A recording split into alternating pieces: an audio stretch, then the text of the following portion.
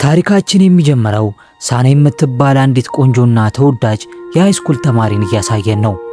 ሳና ትርፍ ጊዜዋን በሙሉ ኢንተርኔት ላይ ማሳለፍ፣ የቲክቶክ እና የኢንስታግራም ቪዲዮዎችን ማየት እንዲሁም የቆንጆ ወንዶችን ፎቶ በማየት መመሰጥን ስራዬ ብላ የተያያዘች የሶሻል ሚዲያ ሱሰኛ ነች።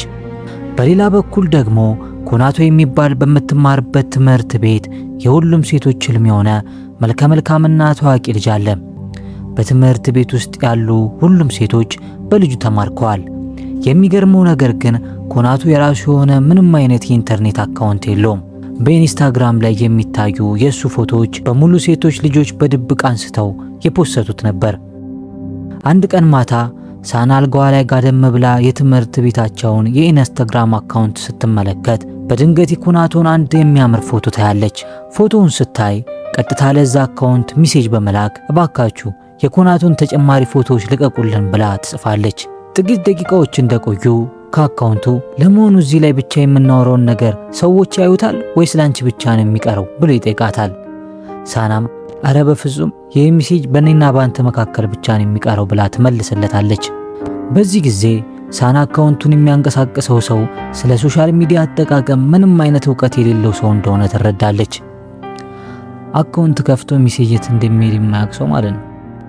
ምናልባት የሆነ እድሜያቸው የገፉ መምህር ይሆናሉ አካውንቱን የሚያስተዳድሩት ብላን በማሰብ ይቅርታ እኔ ልርዳውትና አጠቃቀሙን ላሳዩት ብላ ቅን ሐሳብ ታቀርባለች። ነገር ግን ከዚያ በኋላ ምንም አይነት መልስ ሳይመጣላት ያድራል። በማግስቱ ሳና ወደ ትምህርት ቤት ስትሄድ የአሸበላው ኮናቶ ሁልጊዜ ክፍሉን ትምህርት እየቀጣ እንደሚጠፋ ትረዳለች። ከጓደኛዋ ዩዙ ጋርም ቁጭ ብለው ሲያወሩ ሪዮ የሚባል ግማሽ ፊቱን በፀጉር የሸፈነ ልጅ እሷንና ጓደኛዋን ከሩቅ ሆኖ በጸጥታ ይከታተላቸዋል። ከጥቂት ቆይታ በኋላ ሳና ወደ ክፍሏ ለመግባት ዩኒፎርሟን ለማውጣት ወደ ሳጥኗ ስትሄድ ከሳጥኗ ፊት ለፊት ኮናቶ ቆሞ ሲጠብቃት አይታ ደንግጣ ትቆማለች። ኮናቶም በኢንስታግራም ላይ ሳና ፌመስ የሚለው አካውንት ያንቺ ነው ብሎ ይጠይቃታል። ሳናም በፍርሃትና በመገረም አዎ የኔ ነው ትለዋለች። ኮናቶም እሺ እኔ አንቺን ፍለጋ ነው የመጣሁት ይላታል። እነርሱ ገና ማውራት ሲጀምሩ ከሩቅ በርካታ የኮናቶ አድናቂ ሴቶች ኮናቶ እያሉ እየሮጡ ወደሱ ሲመጡ ኮናቶም ሳይወድ በግዱ የሳናን እጅ በኃይል ይዞ እየጎተተ ወደ አንድ ሰዋራ ክፍል ይዟት ይወጣል። ይህን ያሉ እንድጠምቷቸዋል ማለት ነው ሴቶቹ። ሳና ከህዝቡ ሁሉ የተለየውና ታዋቂው ኮናቶ እጇን ይዞ ከእርሱ ጋር ቀርባ በመቆሟ ማመን አቅቷት በደስታ ትፈዛለች።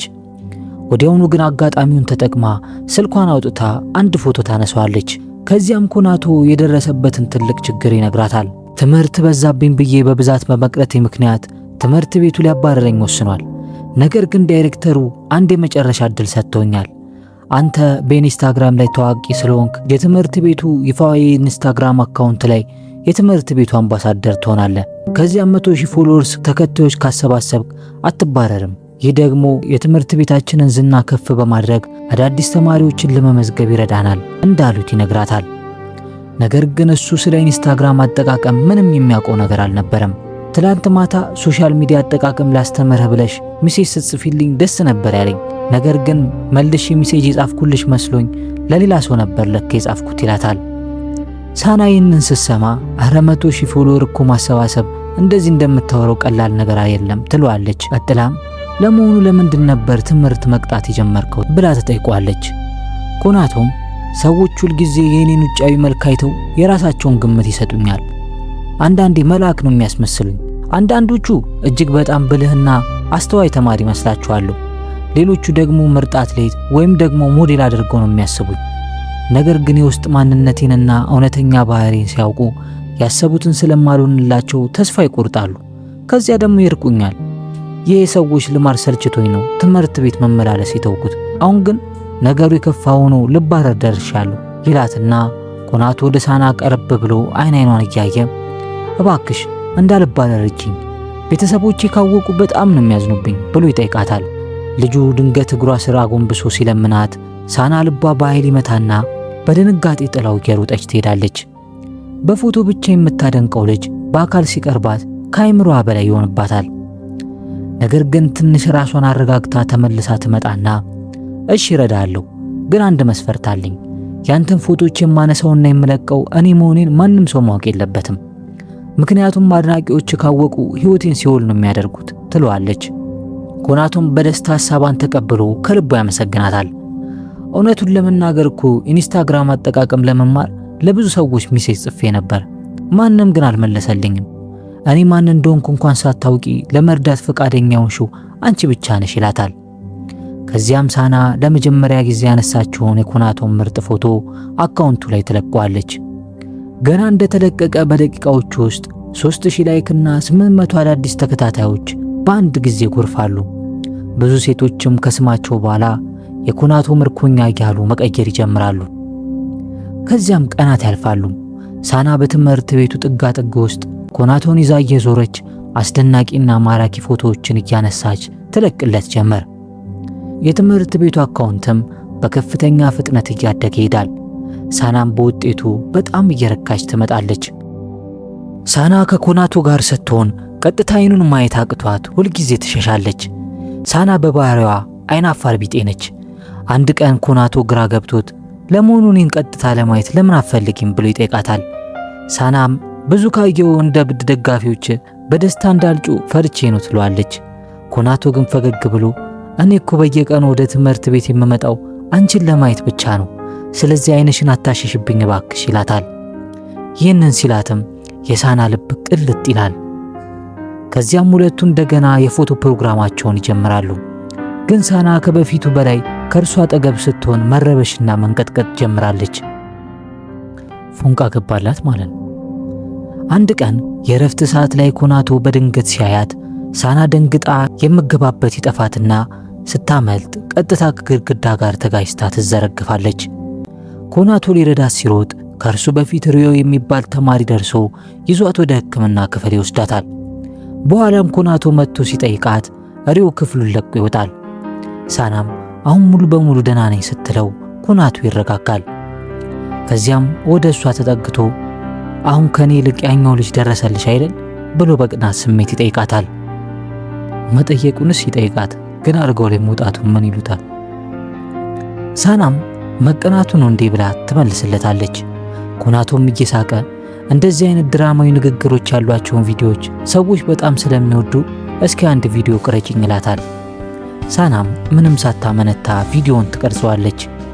ያ ቪዲዮ ሲለቀቅም ወዲያውኑ ብዙ ሰዎች ጋር ደርሶ ቫይራል ይሆናል። በዚህ መሃል የተወሰኑ ሴት ተማሪዎች ወደ እርሱ ሲመጡ ሳናም ልትደበቅ ስትል ኮናቶ ግን እጇን ይዞ ወደ እርሱ ይስባታል። አሁን ብቻሽን ከወጣሽ አብረን እንደነበረ ነው የሚጠረጥሩት ይላታል። ከዚያም ሳትወድ በግዷ ትቀመጣለች። ሳና ግን የኮናቶ እስትንፋስ አንገቷ ላይ ሲያርፍ ልቧ እንደ ከበሮ መምታት ይጀምራል። ይህ ልጅ ግን ማስመጥ ችሎበታል መቼ። ሴቶቹ ከርቀት ሆነው ስለ ኮናቶ ይወራሉ። ቆንጆ ልጅ ነው ግን ኩሩና ኮስታራ ሳይሆን አይቀርም ይላሉ። ሌላኛዋ ደግሞ አብዛኞቹ ቆንጆ ወንዶች እንደዚህን የማያረጋቸው ባክሽ ትላታለች። ሳና ይህንን ስትሰማ ልትከራከርለት ልትነሳ ስትል ኮናቶ ያስቆማታል። ልጆቹም ሲሄዱ ሰዎች እውነተኛ ማንነትን እንዲያውቁ በደንብ መስራት አለብኝ ትለዋለች። ኮናቶ ፈገግ ብሎ ችግር የለውም አንቺ እውነተኛ ማንነትን ካወቅሽልኝ እሱ ብቻ ይበቃኛል ይላታል። እንዲህ እያለ እኮ ነው ልቧን የሚያቀልጠው ይልጅ። በማግስቱ ኮናቶ ለሳና መልእክት ልኮ አንድ ባቡር ጣቢያ ጋር እንድታገኙ ይጠራታል። ሳና ለፎቶ መስሏት በሩጫ ስትሄድ ኮናቶ ግን ዛሬ ፎቶ አንነሳም ይልቁኑ ፊልም ቤት ነው የምንሄደው ብሎ ወደ አንድ ሲኒማ ቤት ይወስዳታል። ሲኒማ ቤት ሲደርሱም ፊልሙን እንድትመርጥ ያደርጋታል። የሚበላውንም ነገር በሙሉ እሷ እንደፈለገችው አድርጎ ያዛል። ሳናም ኮናቶ ከውጭ ሲታይ ኮስታራ ቢመስልም ማንነቱ ግን ተንከባካቢና የፍቅር ሰው መሆኑ ገብቷታል። ፊልሙ እየታየ ኮናቶ እንደዚህ አይነት ነገር ይመስጥሻል ብሎ ሲጠይቃት በዚያሽ ቅጽበት ስክሪኑ ላይ የፊልሙ ተዋናያን መሳሳም ይጀምራሉ። ሳና ኮናቶ ስለ መሳሳም የጠየቃት መስሏት በአፍረት ተነስታ ወደ ሽንት ቤት ትሮጣለች። እሱ ግን ሲኒማ ቤት ፊልም ማየት ይመችሻል ወይ ሊላት ፈልጎ ነበር። ሳና በእውነት ከኮናቶ ጋር እየተዝናናው ነው ብላ ልቧ ይጨነቃል። ሁኔታውን ማመን አልቻለችም። ከሽንት ቤቱ ስትወጣ ሌሎች ሴቶች ኮናቶን ሊያናግሩት ሲሞክሩ እርሱ ግን ምንም ቦታ ሳይሰጣቸው ይቀራል። ሳና ሲያያት ግን ፊቱ በፈገግታ ይበራል። ወዲያውኑም የፀጉር ማሰሪያ አውጥቶ በጥንቃቄ ፀጉሯን ያስርላታል። ሳና በበኩሏ ኮናቶን የተለያዩ ፎቶዎች ታነሷለች። ፎቶዎቹ በጣም ያምሩ ነበር። ኮናቶ ግን ሳና የሚመቻት ፊቴ ብቻ ነው ብሎ ነበር የሚያስበው። ኮናቶ ሳናን ወደ ፊልም ቤት የጠራት መልኳን ብቻ ሳይሆን እውነተኛ ባህሪውንና ማንነቱን እንድታውቅለት ብሎ ነበር። ሳናም በበኩሏ አይደለም፣ በዚህ ልዩ ቀን የነበረንን ትዝታ ይዘን ለማስቀረት ብዬ ነው ፎቶ ያነሳው እንጂ ቆንጆ ስለሆንክ ብቻ አይደለም ትለዋለች። ይህንን ስትነግረው ኮናቶ ደስታው ጣሪ ይነካል። ከዚያም ቀስ እያለ ወደ ሳና መጠጋት ይጀምራል። ሳናም ሊስመኝ ነው ብላ በማሰብ አይኗን ትጨፍናለች። ኮናቶ ሊስማት ቢፈልግም በስተመጨረሻ ራሱን ይገታና አይ ያላንቺ ፍቃድ በጭራሽ አልስምሽም ይላታል። ሳናም መሳም ፈልገ የነበረ ቢሆንም የአክብሮቱ ግን ልቧን የበለጠ ይነካዋል። ወደ ቤቷ እንደተመለሰች በደስታ ትፈነጥዛለች። ያኔ ነበር ኮናቶን በጽኑ ማፍቀሯን የተረዳችው። ግን ወዲያውኑ ራሷን ታረጋጋና ቆይ ግን እሱ እንደሚወደኝ እንኳን ሳላውቅ ለምንድነው እንደዚህ ብዙ ተስፋ ማደርገው ብላ ራሷን ትጠይቃለች። በማግስቱ ሳና ከኮናቶ ጋር ስትገናኝ ኮናቶ እሱ የሰጣትን የፀጉር ማሰሪያ አድርጋ በመምጣቷ ደስታው በጣም ይበዛል። ወደ ጆሮዋ ጠጋ ብሎም በጣም ነው የምታምሪው ብሎ ይነግራታል። በዚያው ቅጽበት አንዳንድ ሴት ተማሪዎች ወደ እነርሱ ሲመጡ ሳና ተደነግጥና እባክን ማንም አብረን እንዳያየን ሂድ ትለዋለች። ልጆቹም ወደ ሳና ይመጡና ሁልጊዜ ከኮናቶ ጋር የምትዞሪ አንቺ ነሽ እንዴ? ኮናቶን ፈልገነው ነበር ብሎ ይጠይቋታል። ሳናም ምንም ሳትመልስላቸው ዝም ትላለች። በዚህ መሃል ሪዮ የሚባለው ልጅ ተመልሶ ይደርስና ሳናን መምህሩ ይጠራሻል ብሎ ሰበብ ፈጥሮ ከነዚያ ልጆች ጭቅጭቅ አስመልጦ ይወስዳታል። ብቻቸውን ሲሆኑ ሪዮ ሴቶቹ ሲያስቸግሩሽ ነበር እንዴ ብሎ ይጠይቃታል። አስከትሎም የኮናቶን የሶሻል ሚዲያ አካውንት የምታስተዳድረው አንቺ ነሽ አይደል ብሎ ድንገተኛ ጥያቄ ይሰነዝርባታል። ሳና የሪዮ ጥያቄ ድንገት ከሰማይ እንደወረደ መብረቅ ይሆንባታል። ደንግጣም ወዲያውኑ አፉን ትይዘውና ወደ አንድ ባዶ ክፍል ውስጥ ትወስዷለች። እዚያም እውነቱን አምና ይህንን ምስጢር እንዴት አወክ ብላ ትጠይቋለች። ሪዮም ሁልጊዜ አብረው ሆኖ እንደሚያያቸውና ኮናቶ ደግሞ ሶሻል ሚዲያ ጨርሶ መጠቀም እንደማይችል ስለሚያውቅ እንደሆነ ይነግራታል። ሳናም ከትምህርት ቤት እንዳይባረር ብላ እየረዳችው እንደሆነ እውነቱን ነግራው ምስጢሯን እንዲጠብቅላት ትለምነዋለች። ራሷ ዝርዝር ነግረው ነው እንደምለምነው። ሪዮም ምስጢሯን ለመጠበቅ ቃል ይገባላታል። ከዚያች ቀን ጀምሮም ምርጥ ጓደኛሞች ይሆናሉ። በማግስቱ ሳና ከኮናቶ ጋር ሲሆኑ ማንም እንዳያያት የበለጠ ጥንቃቄ ለማድረግ ትወስናለች። ጓደኛዋ ይዙ መታ ምን ነው በጣም ጠፋሽብኝ እኮ አንቺም ከኮናቶ ጋር ጀመርሽ እንዴ ትላታለች። ሳናም እሷም እንደሌሎቹ ልትጠይቃት መስሏት አይደለም በትምህርት ተወጥሬ ነው ብላ ወዲያውን ወሬውን ተቀይሯለች። በመቀጠል ሳናና ይዙ ወደ ክፍላቸው ይሄዳሉ። አስተማሪውም ተማሪዎቹን አራት አባል ያለው ቡድን መስርቱ ብሎ ያዛቸዋል። ይዙም ሪዮን ወደ ቡድናቸው እንዲቀላቀል ስጋብዘው ሪዮን በሐሳባቸው ይስማማል። አሁን አንድ ተማሪ አባል ብቻ ይጎላቸዋል። በዚያው ቅጽበት ኮናቶ በሩን ከፍቶ ይገባል። ልጃገረዶቹ በሙሉ አይናቸውን እሱ ላይ ይተክላሉ። እነሱ ቡድንም እንዲገባ ይጠይቁታል። መምህሩ የሚፈልገውን ቡድን እንዲመርጥም ሲነግረው የኮናቶ አይን ቀጥታ ሳና ላይ ያርፋል። ወደ እርሷም መጥቶ የእናንተ ቡድን አባል መሆን እችላለሁ ብሎ ይጠይቃታል። ይህንን ያዩ ተማሪዎች በሙሉ በቅናት አይን ቆይ ሳናና ኮናቶ ፍቅረኛሞች ናቸው እንዴ ብሎ ማፍጠጥ ይጀምራሉ። ሳና በድንጋጤ ሰውነቱ ይንቀጠቅጣል። ሪዮ ሁኔታውን ለማረጋጋት ሲል ከኮናቶ ጋር ማውራት ጀመረና አንተ እኮ የፈለግከውን መምረጥ መብትህ ነው፣ ሁለታችሁም እኮ የአንድ ክፍል ተማሪዎች ናችሁ ብሎ ነገሩን ቀለል ያደርገዋል። ከዚያም ክፍሉ በሙሉ ለትምህርታዊ ጉዞ ይወጣል። እዚያም ልጃገረዶቹ በሙሉ ጉብኝታቸውን ትተው ስልካቸውን ያወጡና ኮናቶን እንደ ታዋቂ ሰው ፎቶ ማንሳት ይጀምራሉ። ሳናም እንደለመደችው ስልኳን አውጥታ ልታነሳው ስትል አይ ግን ሚስጥሬን ያውቁብኛል ብላ ወዲያውኑ እጇን ትሰበስባለች። ከዚያም መምህሩ የመሰረቷቸውን ቡድኖች የሰጧቸውን ተግባር እንዲሰሩ ያዛቸዋል። ሳናም የሰሩትን ወረቀት ሰሌዳ ላይ ስትለጥፍ ማጣበቂያው ሙሉ ለሙሉ አልደርስላት ስላላት በዚህ ጊዜ ኮናቶ መጥቶ ሊረዳት አጠገቧ ይቆማል። በጣም ተጠግቷት ስለቆመም የሳና ልብ እንደገና በኃይል መምታት ይጀምራል። ተማሪዎቹም አይናቸው ሙሉ ኮናቶ ላይ ስለነበር በትኩረት ያዩቸዋል። ሳና ዛሬ ለኮናቶ አካውንቱ ላይ የሚለቀውን ፎቶ ስላላነሳች በጭንቀት ተውጣ ወደ ሪዮ ጋር ትሄድና በእናትህ አካውንቱ ላይ የሚለቀውን የዛሬውን ፎቶ አንተ አንሳው ብላ ትጠይቋለች። ነገር ግን ኮናቶ ሁለቱን እንደዛ ተቀራርቦ ሲያቸው በውስጡ የቅናት እሳት መንደድ ይጀምራል። ከዚህ በኋላ ኮናቶ ተክዞ ፊቱ ደመናማ መሆን ይጀምራል። ከትንሽ ቆይታ በኋላ ግን ኮናቶ፣ ሳና፣ ዩጁና ሪዮ አብረው ሊዝናኑና አካባቢውን ሊጎበኙ ይወጣሉ። ሳና በሁኔታው በጣም ደስተኛ ሆና ትታያለች። የእሷ መደሰትን አይቶ ኮናቶን ፈገግ ይላል። ነገር ግን ሪዮ የእሱን ፎቶዎች ሲያነሳ ማየቱ ጨርሶ አልተመቸውም። ትንሽ ቆይቶ ዩጁና ሪዮ የሆነ ነገር ለመግዛት ገለል ሲሉላቸው ሳናና ኮናቶ ብቻቸውን ይቀራሉ። ሳና በደስታ ተሞልታ እንኳን ደስ አለ፣ የኢንስታግራም አካውንታችን እኮ አሁን 80,000 ተከታይ ላይ ደርሷል ብላ ትነግሯለች። ኮናቶ ግን ድንገት በውስጡ ያፈነውን እውነት አውጥቶ የቀረውን ቀን ከሷ ጋር ብቻ ማሳለፍ እንደሚፈልግ ይነግራታል። ከዚያም ሁለቱም አብረው ወደ አንድ ጸጥ ያለ ቦታ ይሄዳሉ። እዚያም ሲደርሱ ኮናቶ ድንገት ሳናን እቅፍ ያደርጋታል። ሳናን መልሳ በደንብ ታቅፈዋለች። ኮናቶን በደስታ ይህ ደስታችን ፈጽሞ እንዲያልቅ አልፈልግም፣ ሁልጊዜ እንደዚህ ከጎኔ እንድትሆኝ ነው የምፈልገው ይላታል። ነገር ግን በዚህ እውነተኛ ፍቅራቸው መካከል ድንገት ሪዮ እዛ ቦታ ላይ ብቅ ይላል። ሳናም በድንጋጤ ወዲያውኑ ከኮናቶ እቅፍ ትወጣለች። ካልጠፋ ሰዓት አሁን ይመጣል በፈጣሪ። በዚህ ጊዜ ግን ኮናቶ ንዴቷ አናቱ ላይ ወጥቶ ለሪዮ እባክህን ብቻችንን ትሆን አትበጥብጠን ብሎ ፊት ለፊት ይነግረዋል። ሪዮ ግን እሱም ተናዶ አንተ እኮ ሳናን የምታቀርባት የኢንስታግራም አካውንትን እንድታሳድግልህና ከትምህርት ቤት እንዳትባረር መጠቀሚያ እያረካት ነው ብሎ ይከሷል። ኮናቶም ፈጽሞ እንደሱ እያደረግኩ አይደለም ብሎ ይከራከራል። ነገር ግን ሳና ከትምህርት ቤት ሊባረር እንደሆነ ሚስጥሩን ለሪዮ እንደነገረችበት ሲያውቅ ውስጡ በጣም ይጎዳል። በዚህ ከባድ ጭቅጭቃቸው መካከል ግን ሳና እግሯን አንሸራቷት ወደ ገደል ልትወርቅ ትላለች።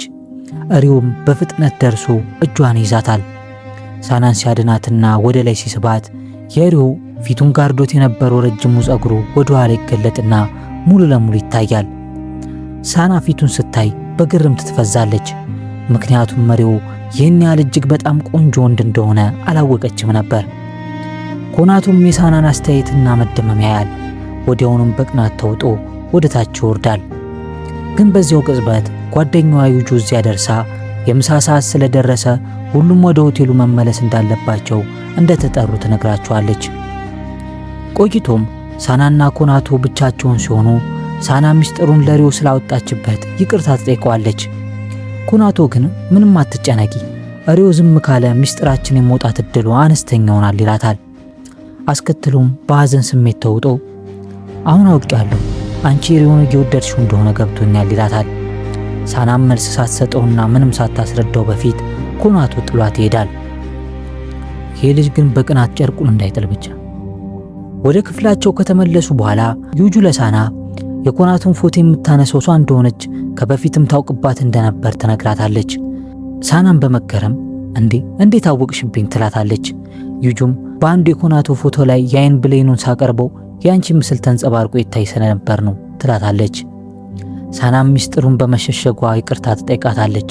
ከዚያም ሌሎቹ ሴቶች የእውነቱን ካወቁብኝ በቅናት ምክንያት ሕይወቴን ያመሰቃቅሉብኛል ብዬ ፈርቼ ነው ስትል እውነቱን ትነግራታለች። ዩጁም የሳናን ስጋት ተረድታ ይቅር ትላታለች። በመቀጠል ሳና በኮናቶና በሪዮ መካከል የሆነውን ሁሉ እንዲሁም ኮናቶ እሷን ከሪዮ ጋር ሲያት እንዴት እንደተከፋ ለዩጁ ትነግራታለች። ዩጁም ኮናቶ እኮ በግልጽ በቅናት እየነደደ ነው፣ ስለዚህ አንቺን አብዝቶ ወዶሻል ማለት ነው ትላታለች። ሳና ግን ይህንን ነገር ማመን ይከብዳታል። እሱ ያፈቀራት አልመሰላትም። በትምህርት ቤት የእረፍት ሰዓታቸው ላይ እነዚያ ቀበጥና አስቸጋሪ ሴቶች እንደገና ወደ እነርሱ ይመጣሉ። በሽርሽራችሁ ወቅት እኮ አራታችሁ አብራችሁ ተገንጥላችሁ ስትሄዱ አይተናችሁ ነበር። ለመሆኑ የኮናቶን የኢንስታግራም ፎቶ የሚያነሳው ማን ነው ብሎ ይጠይቃሉ። ዩጁም ወዲያውኑ ወደ ሪዮ ጣቷን ጠቁማ ፎቶዎቹን የሚያነሳው እውነት ለመናገር ከሆነ እሱ ነው ብላ ታጋፍጠዋለች። ሴቶቹም ሪዮን እውነቷን ነው ብለው ሲጠይቁት ሪዮን ምንም ሳይደናገጥ አዎ እኔ ነኝ እንደዛ ማነሳው ብሎ ያረጋግጥላቸዋል። ሳና በዚህ ነገር በጣም ትደነቃለች። ወዲያውኑ ጓደኞቿን ጸጥ ያለ ቦታ ወስዳ ታናግራቸዋለች። ዩጁና ሪዮም ሚስጥሯ እንዳይወጣ አብረው ሊረዷቸው እንደወሰኑ ይነግሯታል። ሪዮም አሁን ሁላችንም አብረን ጥሩ ፕላን ማውጣት አለብን፣ 100,000 መድረስ ግባችሁ መሳካት አለበት፣ ሚስጥራችሁንም እንደብቀዋለን ይላል። ኮናቶ ስለዚህ ስብሰባም ሲሰማ አብሯቸው መጥቶ ይቀላቀላል። በመጨረሻ ግን ዩጁ በስራ ምክንያት መምጣት ስላልቻለች ሳና ኮናቶና ሪዮ ብቻቸውን ወደ አንድ ካፌ ያመራሉ። እዛ ካፌ ውስጥ ሪዮ የኢንስታግራም አካውንቱን የሚስጥር ቁጥር እንድትሰጠው ሳናን ይጠይቃታል። ድንገት አንድ ሰው መጥቶ ማረጋገጫ ቢጠይቀኝ አካውንቱ በእጄ እንዳለ ለማሳየት ይጠቅመኛል ይላታል። ሳናም ምንም ሳትሸሽግ የአካውንቱን ዝርዝር ትሰጠዋለች። ነገር ግን ሳና ለሪዮ የሚያደርጋቸውን ነገሮች ለማስረዳት በጣም ብዙ ጊዜ በመውሰዷ ምክንያት ኮናቶ ሙሉ በሙሉ እንደተገለለ ይሰማዋል። ኮናቶ አጠገቧ ቁጭ ብሎ በቅናትና በብቸኝነት እሳት ሲቃጠል፣ ሳና ግን ምንም አላስተዋለችውም ነበር። ስብሰባቸውንም አጠናቀው ሪዮና ኮናቶ ከተለያዩ በኋላ ሳና አካውንቱን ስትፈትሽ ግባቸውን ለማጠናቀቅ የቀራት 100 ተከታዮች ብቻ እንደሆነ ታያለች። ነገር ግን ደስ ከመሰኘት ይልቅ በጭንቀት ትዋጣለች። ምክንያቱም አካውንቱ 100,000 ከሞላ ኮናቶ እኔን አይፈልገኝም፣ ከዚያ በኋላ መገናኘታችን ያቆማል ብላ መፍራት ትጀምራለች። በመጨረሻም ሳና ድፍረቷን ሁሉ አሰባስባ ለኮናቶ እንደምትወደውና ከልቧ ፍቅር እንደያዛት ትናዘዛለች። ኮናቶ ይህንን የፍቅር ጥያቄ ሲሰማ ሰውነቱ እንዳለ ድንጋጤ ወረውና ከአካባቢው በፍጥነት ይሸሻል። በዚህም ምክንያት ምስኪኗ ሳና ልቧ ተሰብሮ ይቀራል። በማግስቱ ኮናቶ ከናካቴው ትምህርት ቤት አልመጣም። ሳና በሐዘን ተክዛ ብቻዋን ስትቀመጥ ጓደኛዋ ሪዮ አይቷት ምን ሆነሽ ነው እንደዚህ ያዝነሽ የተቀመጥሽው ብሎ ይጠይቃታል።